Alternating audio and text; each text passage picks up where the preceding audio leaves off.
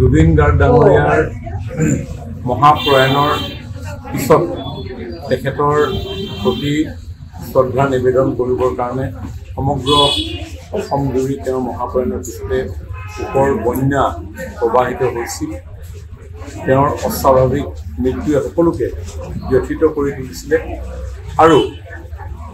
জুবিন গাৰ্গ ডাঙৰীয়াৰ স্মৃতি সযতনে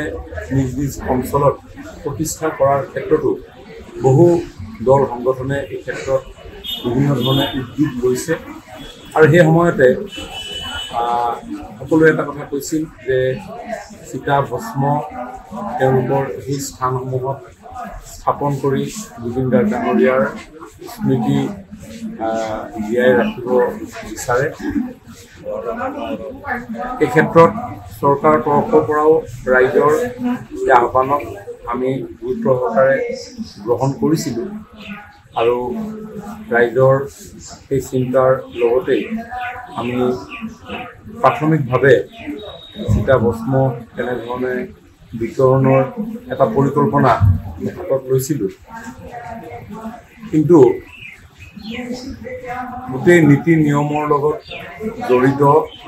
বিভিন্ন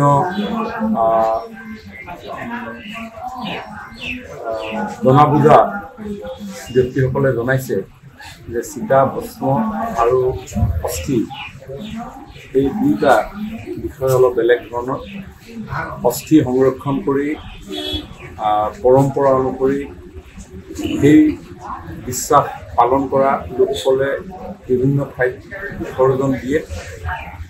সেই অস্থি বহুদিনলৈ সংৰক্ষণ কৰি নাৰাখে। ঠিক তেনেধৰণে চিতা ভস্ম সংৰক্ষণ কৰি ৰখাটো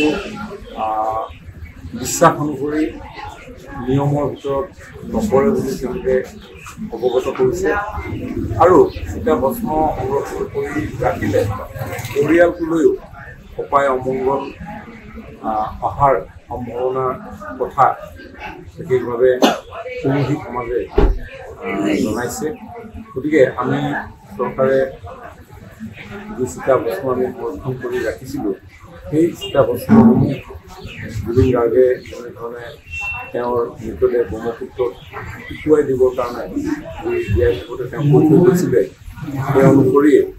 সেই চিতা ভস্মও লুইতৰ শিশুক আমি উটুৱাই দিয়াৰ তেনেকুৱা ধৰণৰ এটা চিন্তা চৰ্চা চলি আছে আৰু পৰিয়ালৰ লগত আমি কথা বতৰা পাতিছোঁ আৰু পৰিয়ালবৰ্গইও এই পুৰোহিত সমাজৰ যি পৰামৰ্শ সেই পৰামৰ্শ পালনৰ ক্ষেত্ৰত তেখেতসকলেও মত ব্যক্ত কৰিছে। গতিকে আমি এটা শুভ দিন চাই আমাৰ সংৰক্ষণ কৰি থোৱা চিতা ভস্মসমূহ আমি এদিন অৰ্পণ কৰিম। কিবা সিদ্ধান্ত হৈছে নেকি সঠিক তাৰিখ? প্ৰায় তেনেধৰণৰ এটা সিদ্ধান্ত হৈছেই। চিতা ভস্ম মৃতৰ বুকুত আমি অৰ্পণ কৰাৰ কথা পৰিয়ালৰ লগত কথা পাতিছোঁ আৰু পুৰোহিত সমাজৰ যি পৰামৰ্শ সেই পৰামৰ্শ পৰিয়াললৈ লিখিতভাৱে তেখেতসকলে আগবঢ়াইছে আৰু পৰিয়ালেও আমালৈ পুৰোহিত সমাজৰ সেই পৰামৰ্শ কাৰ্যকৰী কৰিবৰ কাৰণে লিখিতভাৱে আমাক জনাইছে। গতিকে আমিও এটা শুভ দিনত আমি এই কামখিনি সম্পন্ন কৰিম আৰু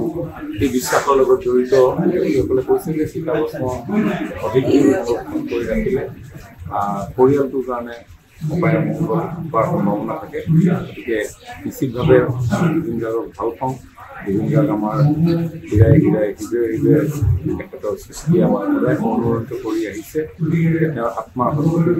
কামনা থাকে আৰু লগতে পৰিয়ালৰ স্বাৰ্থত আমি কণ্টিনিউ কৰিব পাৰোঁ। দেখা গৈছে যিহেতু তদন্ত প্ৰক্ৰিয়া সহযোগ নকৰা অভিযোগ উত্থাপিত হৈছে, গোটেই বিষয়টো আপোনালোকে কেনেকৈ চাইছে? ইতিমধ্যেই এই ক্ষেত্ৰত পানী নহৰ পৰা আৰু তন্ন যাতে এই অপ্ৰত্যাশিত মৃত্যুৰ প্ৰকৃত ৰহস্য উদ্ঘাটন কৰিব পাৰে তাৰ কাৰণে মুখ্যমন্ত্ৰী ডাঙৰীয়াই দৃঢ় পদক্ষেপ গ্ৰহণ কৰিছে। CIDক দায়িত্ব দিছে, স্পেচিয়েল ইনভেষ্টিগেশ্যন টিম গঠন কৰি দিছে আৰু সমান্তৰালভাৱে মহামান্য উচ্চ ন্যায়ালয়ত এজন কৰ্মৰত বিচাৰপতিৰ জৰিয়তে এই গোটেই বিষয়টো চোৱা চিতা কৰিবৰ কাৰণে এখন আয়োগ গঠন কৰিবৰ কাৰণে অনুৰোধ জনাইছিল আৰু সেই মৰ্মে তেনেধৰণে এজন বিচাৰপতিৰ নেতৃত্বত এখন আয়োগ গঠন কৰা হৈছে আৰু এই গোটেই তদন্তকাৰী দলে এই বিষয়ে ইজনৰ পিছত ইজন সোধা পোছা কৰি আছে গতিকে নিশ্চয় এইটো তদন্তৰ ভিতৰৰ এটা কথা ইতিমধ্যে তেওঁলোকক সমন দিছে আৰু মই ভাবোঁ তেওঁলোক আহি আৰু প্ৰকৃত কথা আৰু সত্য উদ্ঘাটন হোৱাত তেওঁলোকে সহায় কৰিব সমাধি ক্ষেত্ৰত কিবা আঁচনি আছে নেকি যোৰহাট আৰু গুৱাহাটীৰ সমান্তৰালভাৱে দুঠাইত জুবিন গাৰ্গ স্মৃতি বিজড়িত এখন ক্ষেত্ৰ নিৰ্মাণৰ কথা ইতিমধ্যে মুখ্যমন্ত্ৰী ডাঙৰীয়াই জনাইছে এই ক্ষেত্ৰত আৰু অলপ দিন যোৱাৰ পিছতে অসমৰ ৰাইজৰ লগত আলাপ আলোচনাৰে এই ক্ষেত্ৰত আমি আগবাঢ়িম কোনোবাই ৰাজনীতি কৰিব বিচাৰিছিল যেনেধৰণে আপোনাৰ অখিল গগৈ লাইভত আহিছে বা কংগ্ৰেছৰ ফালৰ পৰা বিভিন্ন ধৰণৰ মন্তব্য দি আছে এইটো বিষয়ে নতুনকৈ আৰু কিবা কথা ক'বলগীয়া আছে বুলি ভবা নাই কাৰণ এই মৃত্যু অপ্ৰত্যাশিত আছিল এই মৃত্যু কোনেও কামনা কৰা নাছিল কিন্তু মৃত্যু কোনেও নাজানে কেতিয়া আহে গতিকে চিৰন্তন সত্য তাৰ অপ্ৰত্যাশিত মৃত্যুৰ কাৰণ জনাটো সকলোৱে বিচাৰে আৰু সেইকাৰণে সেই দায়িত্ব যিহেতু এখন চৰকাৰৰ থাকে মুখ্যমন্ত্ৰী ডাঙৰীয়াই সেই খবৰ শুনাৰ পৰা নিৰন্তৰ দিনে ৰাতিয়ে যেনেধৰণে গোটেই বিষয়টো আগবঢ়াই লৈ গৈছে তেখেতৰ নশ্বৰ দেহ অসমলৈ অনাৰ পৰা অন্ত্যেষ্টিক্ৰিয়া কৰাৰ পৰা মাংগলিক অনুষ্ঠানৰ কাৰ্যসূচী পালন কৰাৰ সমান্তৰালভাৱে আৰক্ষীৰ দ্বাৰা তদন্ত গোটেইখিনি সমান্তৰালভাৱে লৈ যায় অসমৰ ৰাইজেখিনি দেখি আছে গতিকে তাৰ মাজতে কিছু কথা ইমান পাতলীয়াকৈ একোটা ৰাজনৈতিক দলৰ নেতাসকলে সংবাদ মাধ্যমৰ জৰিয়তে কোন কাৰ লগত ফটো উঠিছে কোন কাৰ লগত আছে এই কথা বতৰাবিলাক কৈ তেওঁলোকৰ তৰল মানসিকতাক জনসাধাৰণৰ আগত তুলি ধৰিছে গতিকে এইবিলাক কথাটো লৈ পিনি কেতিয়াও ৰাজনীতি হ'ব লাগে ৰাজনীতি আমি বেলেগকৈ কৰিম বিভিন্ন ধৰণৰ অসমত ইছ্যু আছে সেই ইছ্যুসমূহত ৰাজনীতি কৰা হয় কাৰণ তেওঁলোকে যিবিলাক ফটো দিছে সেই ফটোবিলাকৰ অলপ দেৰিৰ পিছত তেওঁ পুষ্টতে দেখোন বেলেগ ফটো এখন আহি যায় তেওঁৰ লগত থকা ফটো এইবিলাকে একেবাৰে পাতল মানসিকতা পোষ্টমৰ্টেম অসমত হ'ব লাগে মুখ্যমন্ত্ৰী ডাঙৰীয়াই আহ্বান জনালে বিৰোধী দলে আহ্বান জনালে পোষ্টমৰ্টেম যেতিয়া হোৱাৰ সিদ্ধান্ত হ'ল ৰাতি 1টা বজাত এনেকুৱা নেতাবিলাকে আকৌ কয় যে ফৰেনচিক পেথলজিষ্ট লাগে মোৰ ইয়াত আছে হোৱাটছএপত তেনেকুৱা নেতাবিলাকে মানে ইটোৰ পিছত সিটোৰ এইটো হ'লে এইটো হ'লে এইটো হৈ গ'লে এইটো